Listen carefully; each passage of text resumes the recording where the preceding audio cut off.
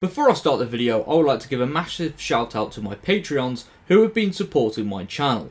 If you would like to check out my Patreon and receive early access to some very exciting videos coming soon, then please click the link in the description below. Hello everyone and welcome back to the Nerd Den here once again, and in today's video it's like nearly 2 in the morning, but I've just come back from the cinema after watching the double finale for Doctor Who Season 1, The Legend of Ruby Sunday. We already saw it last week and talked about it on the channel. There was a big cliffhanger moment with Sutekh where he was revealed to be the one who waits, and that was phenomenal. You know, the fact that Sutekh came back after so many years of absence, it was insane. And Susan Triad was revealed to basically be a servant of Sutekh, which was phenomenal. The TARDIS was being captured and stuff like that, and it was crazy. But let's talk about Empire of Death, because a lot of things happened in this episode. You know, I've just come back from the cinema and I want to talk about this plot because it was crazy. There was a lot of things going on. It wasn't even an hour long. But let's talk about it because honestly, yeah, the plot needs explaining.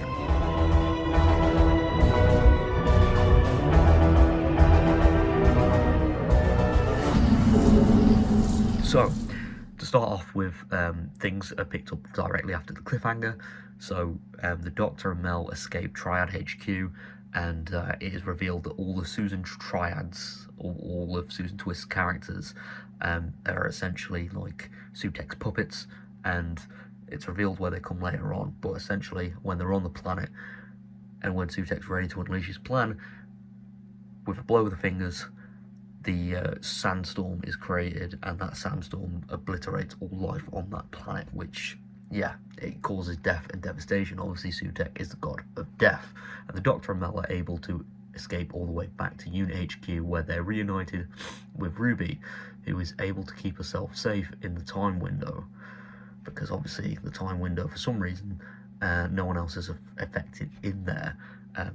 But the rest of the unit, including Kate Lethbridge-Stewart and Colonel Ibrahim and Morris as well, they all fall victims of the sandstorm.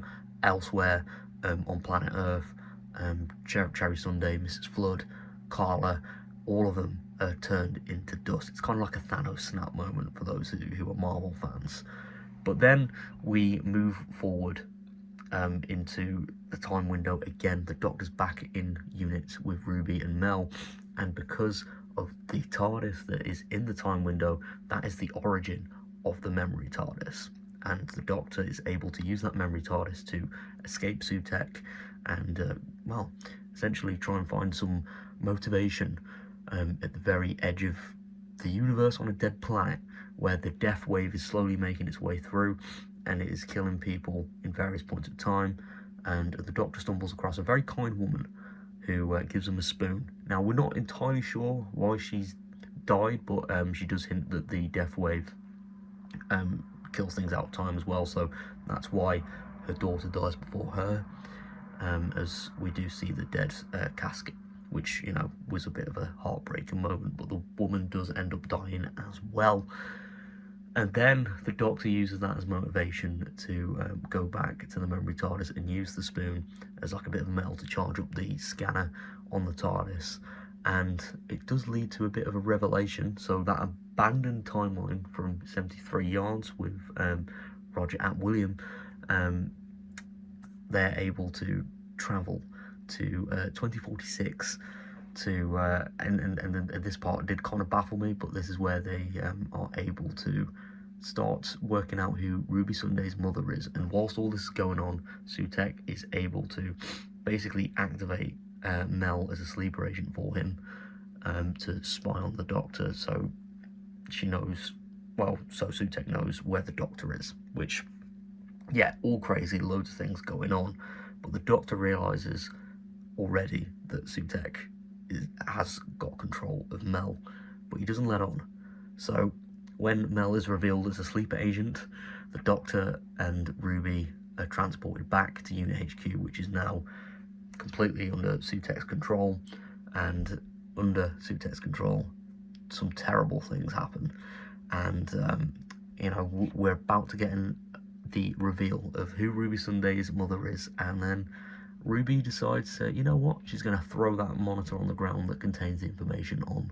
And it turns out that they're both aware of Mel's possession already, and the Doctor uses his Mavity gloves and a strong piece of rope, which was already shown in the memory TARDIS earlier, to basically pull the TARDIS away from Sutekh, but then also keep Sutekh attached to the outside of the TARDIS, which does set up a very powerful sequence where the Doctor drags Sutekh through the time vortex, because it was earlier explained in the narrative that because Sutekh has been attached to the TARDIS from the moment of his defeat at the end of the Pyramids of Mars, so Sutekh has been everywhere from the 5th Doctor's era to the Time War to the 10th Doctor's era to the 11th, 12th, 13th Doctor's era. He's been there for the entire time, because he's literally the one who waits, and he has certainly waited for a very long time. So the Doctor comes up with a solution that because the God of Death caused all of this to begin with, bringing him back to all these locations reverses the effects, and it does so in a big CGI sequence where Sutekh is dragged through the vortex and restores all the life in the universe from where life has died. And, well, the Doctor decides there's only one way to get rid of Sutekh, and that is cutting the rope loose, and Sutekh disintegrates into the time vortex. Is that the end of Sutekh? I don't think so. I think Sutekh will return at some point in the future, but at this point in time, he's been disintegrated, and the effects of what caused him to, manifest and stuff like that, and the whole thing with all of Susan Twist's characters, that's all been reversed. So I'm guessing, as it explained later on with Susan Triad, all those characters have reverted back to their normal lives, and yeah, it's kind of ironic, as Kate Stewart says later on, that the God of Death brought life into the universe to begin with. Now, the reveal that I've seen people moan about on Twitter, and I kind of do see certain points about this, but the identity of Ruby's mother is revealed, and she's simply an ordinary woman. Yes, there's no big twist with her being the trickster, or Susan Foreman, or the Absorbaloff, or, nothing too major. She's just an ordinary woman who, well, she was a teenager when she gave birth to Ruby, and because of, the household that she was growing up in, she didn't want Ruby, an infant, to be brought up in that environment, and she left her at the church. And because of the unit and the timeline changes, they're able to find Ruby's mother, and it is revealed that Ruby's mother is living somewhere else on Earth, obviously, and in a nice little sequence, the Doctor and Ruby go and visit her, and Ruby pops into the cafe where she's currently having a coffee, and she meets her mother, her biological mother, for the first time, and they share a nice little moment where Ruby reveals that she is the baby that her mom left on that church road on Christmas Eve. And then later on, with a nice little cutaway, get to see Ruby's biological mom meet Carla and Cherry as well, and it's nice to see these two families meet and integrate and share memories and stuff, and Ruby's mom is able to get caught up on everything that she's missed. And then the sad thing is, because of the way things have gone with this series, obviously it focusing around Ruby finding her mom, she also gets to find out about her dad as well, who wasn't told about Ruby's existence because of them both being young. And the Doctor decides that, yeah, it's best if Ruby, gets to catch up on her life and to, experience this family life. And the Doctor says farewell to Ruby, and they depart, and they go their separate ways. But is it the end of Ruby's story? I don't think so, because she does ask the Doctor if she'll see him again. He's like, yeah, of course. And there is even a hint that he might even go back to go and see Susan one day as well, which I think would be really cool.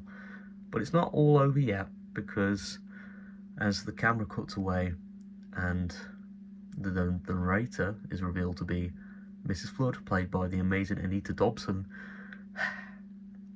yeah, the story of the Church on Ruby Road is over. We know about Ruby's family, we know Ruby's origins and stuff. We still don't know about why it made her snow and that. You know, there's still some questions that will need to be answered in the new season. We do know Millie Gibson's back for it. But one thing for sure, Mrs. Flood in a white coat, warning about the Doctor's story continuing, that it's far from over, but it'll end in tragedy and terror. Who could she be? Could she be the White Guardian? Could she be another Harbinger? Who knows? But Mrs. Flood, well, she's going to have a big role to play in season 2 of Doctor Who. So there you go, that's kind of the plot. Yeah, there were some things that were left unexplained, especially in terms of like, okay, Sutekh's been here for so long, but why was it only from the Wild Blue Yonder where the effects of his influence on the TARDIS were felt? Because that's when the TARDIS first started groaning. And obviously, you know, Sutekh's been around, you know, during like massive events like the Time War and Abandoned Timeline. So why has he only decided to act now? And that's the thing. And they did briefly elaborate at one point during the plot that Sutekh saw the events of the Church on Ruby Road, with Ruby getting abandoned and Sutekh not understanding about Ruby's mom, and that was the driving force of Sutekh coming back. That didn't really make sense to me, but that was also explained that everyone thought that Ruby's mom was so important, and it was because they focused on her being so important, and that therefore made an ordinary person seem important, which should be the case anyway, as the Doctor kind of touched upon. But yeah, so Ruby's mom is an ordinary person. Sutekh is dead for now, but I definitely think he's going to come back. And Mrs. Flood, yeah, she's either a Harbinger or she's another god that we haven't met yet. So yeah, with that being said, thank you so much for tuning into today's video.